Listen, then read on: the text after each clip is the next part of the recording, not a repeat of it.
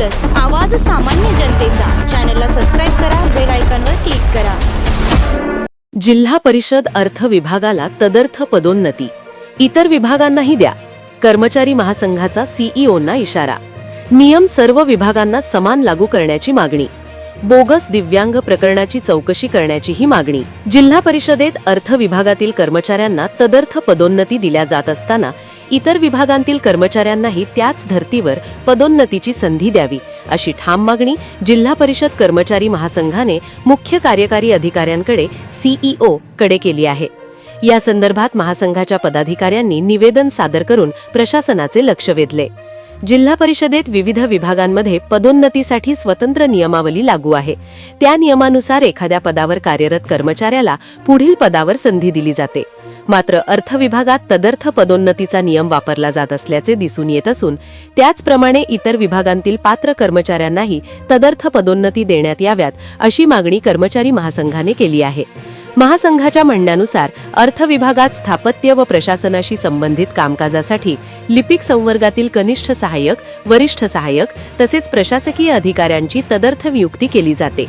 त्याच धर्तीवर ग्रामसेवक, आरोग्य सेवक, पर्यवेक्षक, पशुधन पर्यवेक्षक, प्रसार पर्यवेक्षक, मुख्य सेवक आदी पदांनाही ही संधी मिळावी, असे निवेदनात नमूद करण्यात आले आहे। एखाद्या पदासाठी नियमित कर्मचारी उपलब्ध नसल्यास कामकाज सुरळीत ठेवण्यासाठी तात्पुरत्या स्वरूपात तदर्थ पदोन्नती देण्याचा नियम प्रशासनात आहे। मात्र हा नियम सर्व विभागांत समानपणे लागू होत नसल्याने कर्मचारी वर्गात नाराजी वाढत असल्याचे राजेश देशपांडे स्पष्ट केले आहे। दरम्यान दिव्यांग कर्मचारी संघटनेचे जिल्हा सचिव लक्ष्मण वंजारी यांनी जिल्हा परिषदेत काही जणांनी बोगस दिव्यांग प्रमाणपत्र दाखवून शासनाची फसवणूक केल्याचा आरोप केला। संभाजीनगर व अहिल्यानगर प्रमाणे सोलापूर जिल्हा परिषदेतही चौकशी करून खऱ्या दिव्यांग कर्मचाऱ्यांना न्याय मिळावा, अशी मागणी त्यांनी केली। यावेळी महासंघाचे जिल्हाध्यक्ष राजेश देशपांडे, विभागीय सचिव दिनेश बनसोडे, कार्याध्यक्ष सचिन मायनाळ, सहसचिव सुरेश राठोड, लक्ष्मण वंजारी, प्रमोद धनवडे आदी पदाधिकारी उपस्थित होते। मी राजेश देशपांडे, जिल्हा अध्यक्ष, महाराष्ट्र राज्य जिल्हा परिषद कर्मचारी महासंघ।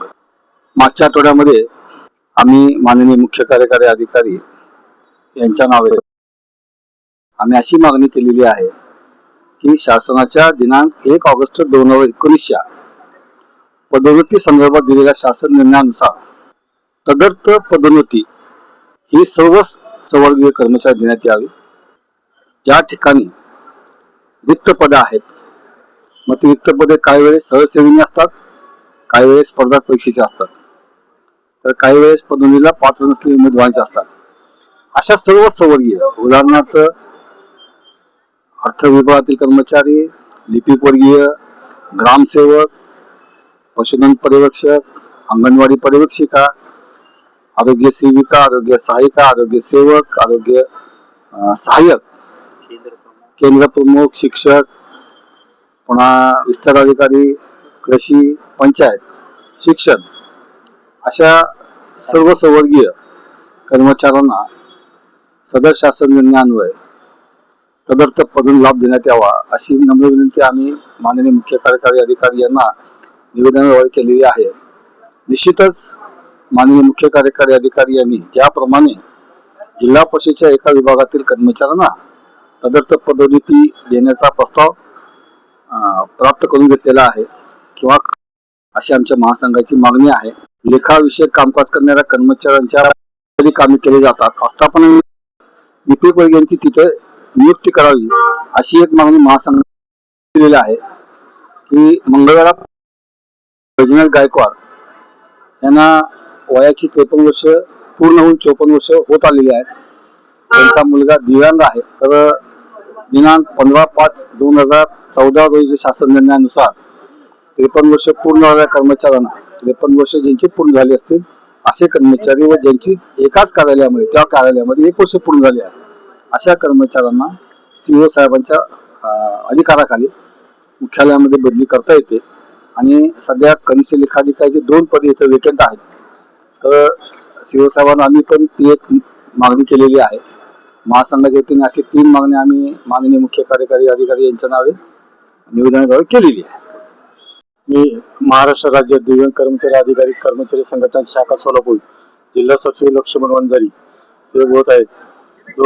माननीय मुख्य कार्य अधिकारी यांनी 2014 पासून दिव्यांग कर्मचारी यांना कोणतीही पदोन्नती देण्यात आलेली नाही. सदर जे माननीय तुकाराम मुंडे साहेबांनी जे बोगस कर्मचारी अधिकारी त्यांचे जे प्रमाणपत्राची तपासणी करण्यात यावी असे सांगितले असता अद्याप अहिल्यानगर इतर जिल्ह्यामध्ये तपासणी होऊन त्यांच्यावर कारवाई सुद्धा करण्यात आलेली आहे. पण आपल्या सोलापूर जिल्हा परिषदमध्ये अजून कोणतीही कारवाई झालेली नाही. काही असं समजतं आहे की जे हॉस्पिटलला काही तपासणीसाठी प्रमाणपत्र दिलेले आहे पण अजून तपसून आलेले नाही. तसेच संघटनेमार्फत अनेक आम्ही निवेदन दिलेले आहे पण निवेदन देऊन सुद्धा त्याच्यावर कोणतीही कारवाई केलेली नाही. 11 सप्टेंबर 2025 रोजी माननीय मुख्य कार्यकारी अधिकारी यांच्या समेत राज्याचे अध्यक्ष गाडगे पाटील यांच्या समेत मीटिंग झाली. त्याप्रमाणे कारवाई करण्यात येईल असे सांगितले असता अद्याप कुठलीही कारवाई झाली नाही. तसेच पदोन्नतीच्या बाबतीमध्ये 2014 पासून कुठल्याही दिव्यांग कर्मचाऱ्यास पदोन्नती दिलेली नाही. शासन निर्णय व परिपत्रकानुसार आम्ही आमचे हक्क मागत आहे पण त्या हक्कानुसार आम्हाला कोणताही लाभ दिलेला नाही. तसेच शासन निर्णयामध्ये जर 100% बिंदू नामावली पूर्ण झाली असेल तर पुणे नव्याने परत पदोन्नती देण्यात यावी असं सुद्धा शासन निर्णयामध्ये उल्लेख केलेला आहे. हे मीटिंगच्या ह्याच्यात उल्लेख झालेला आहे. तर सर्व माननीय मुख्य कार्यकारी अधिकारी तसे माननीय उपमुख्य कार्यकारी अधिकारी दिव्यांग कर्मचारी मार्फत एवढी विनंती आहे की लवकरात लवकर दिव्यांग कर्मचाऱ्याची पदोन्नती तात्काळ देण्यात यावी ही नम्र विनंती.